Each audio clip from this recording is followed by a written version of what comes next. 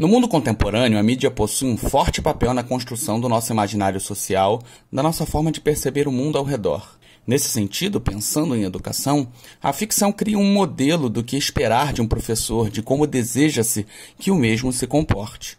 Uma das formas que ela pode fazer isso é através das narrativas dos filmes, criando uma grande quantidade de professores exemplares. Olá, eu sou Guts Tanari e vocês estão no Projeto Estudando. Hoje eu vou mostrar para vocês quem é o professor ideal, falando de ensino e do mangá Assassination Classroom. Lembrando que essa reflexão é produto de muita pesquisa, baseada num artigo da minha própria autoria. Acompanhe o raciocínio.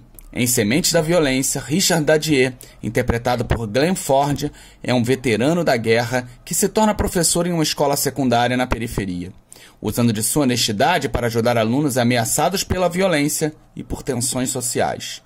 No popular Ao Mestre com Carinho, vemos o professor Mark Tankery, interpretado por Sidney Poitier, ensinando a importância da educação para uma turma de indisciplinados de uma escola na periferia de Londres. Na década seguinte foi produzido Conrad, onde o professor Pat Conroy, interpretado por Jon Voight, dá aulas em uma comunidade isolada na costa da Carolina do Sul. Em O Preço do Desafio, o professor de matemática Jaime Escalante enfrenta uma turma de alunos problemáticos de um bairro pobre de Los Angeles. Em Mentes Perigosas, Michelle Pfeiffer é a ex-fuzileira naval que leciona inglês para rebeldes com baixa autoestima. Em Coach Carter, Treino para a Vida, o Samuel L. Jackson é Ken Carter, o técnico linha dura de sua antiga escola em Richmond, Califórnia. Perceberam um tema se repetindo? Um profissional incumbido de ser professor de uma turma problema e que ao fim motiva seus alunos a conquistarem seus lugares na sociedade. Essa temática reaparece no mangá Ansatsu Kyoshitsu, de Yusei Matsui, publicado no ocidente como Assassination Classroom. Na trama, uma criatura destrói a maior parte do nosso satélite natural, deixando-o permanentemente com o aspecto de uma lua crescente. Este ser hiperpoderoso, mesmo sendo perseguido por todo o planeta, se apresenta perante aos líderes militares do mundo com uma proposta: ser professor da classe de excluídos de um colégio de elite japonês por 1 ano, período no qual seus alunos poderão tentar matá-lo constantemente. A ideologia dessa escola na ficção cria a turma 3Z como um mecanismo de pressão para forçar as demais turmas a estudarem, usando o medo de serem rebaixados até ela. Para isso, ela praticamente institucionaliza o bullying e a humilhação, relegando a turma de excluídos às péssimas condições de ensino. Muitos teóricos da pedagogia discordavam em diversos pontos sobre o protagonismo do professor no processo de ensino. Por isso, nesse vídeo, vamos nos concentrar em apenas um para afirmar que a criatura que se torna professor em Assassination Classroom, chamada pelos alunos de Koro Sensei, possui diversos pontos de contato com as proposições didáticas de Paulo Freire. No mundo polarizado que hoje vivemos, muita gente fala sem realmente ter compreendido Paulo Freire. Mas, na verdade, basicamente, a sua percepção defende que a educação deve ter uma intenção de ensinar o aluno a ler o mundo em que está inserido, para assim poder transformá-lo, ou seja, que o ensino deve priorizar a crítica para que o aluno seja capaz de libertar-se e realmente entender o mundo em que vive. Na obra Pedagogia da Autonomia, Freire faz uma série de levantamentos sobre as necessidades para que haja ensino, e como veremos, muitas se encaixam no processo docente de Koro Sensei. Vou destacar algumas. O professor deve ter respeito e atenção constante à autonomia dos alunos. Em diversos momentos do mangá podemos perceber o respeito de Koro Sensei à autonomia de seus educandos, especialmente em sua atenção e individualização do ensino. Sabendo das necessidades diferentes de cada aluno e usando os seus poderes, o professor cria testes diferentes para cada aluno, focado em suas dificuldades e estimulando seu potencial. Quando os testes se aproximam, ele usa sua hipervelocidade para atender todos os alunos ao mesmo tempo, gerando clones de si mesmo. Fora isso, existem inúmeros momentos onde ele verbalmente ressalta a atenção à autonomia dos educandos, falando sempre que deseja desafiá-los.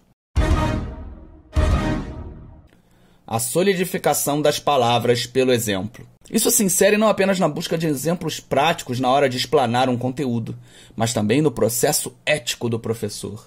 Em dado momento na série, uma aluna afirma não ter desenvoltura física para se colocar contra ele. Lembra dos assassinatos? Mas como é boa em química, havia feito um veneno. Coerente com a premissa extrapolada da revista, Koro Sensei opta pelo exemplo prático. Provar o produto de interesse da aluna, ao invés de desmotivá-la ou proferir palavras vazias. Na verdade, frente ao perigo de manipular venenos, o professor se oferece para acompanhar a aluna fora do horário de aula. A alegria como método. Sendo um mangá cuja comédia é um dos focos, seria natural perceber em suas páginas a reverberação da alegria.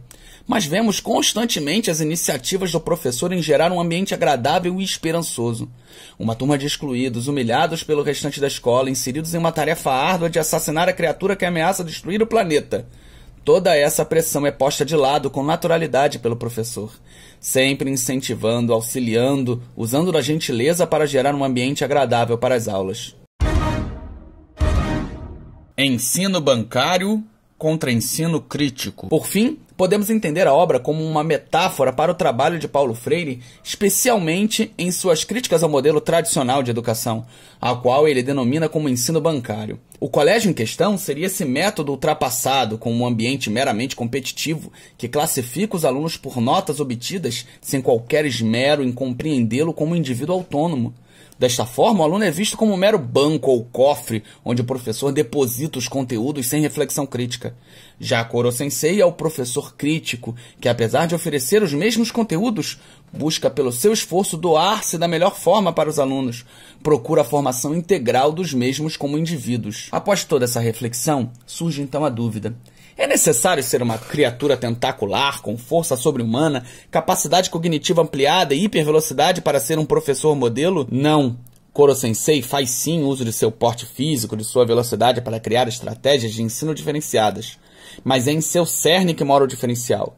É no desejo de ser um professor, na dedicação de ouvir e respeitar os alunos, na compreensão de que estes são indivíduos integrais, de que possuem conhecimento prévio, de que podem e devem alterar a sua realidade, que está o excelente professor. Tais condições, tais exigências, não requerem alterações genéticas, exposição a elementos radioativos ou mesmo nascer em outro planeta. E é sobretudo por isso que, para além desses tipos ideais construídos pela cultura pop, existem diversos professores exemplares distribuídos pelas escolas de todo o mundo, inclusive aqui no Brasil. Basta que queiramos para que nós também possamos ser um deles. E aí, gostaram desse vídeo? Eu espero que sim.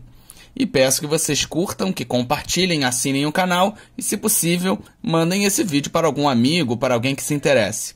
Até a próxima oportunidade, gente!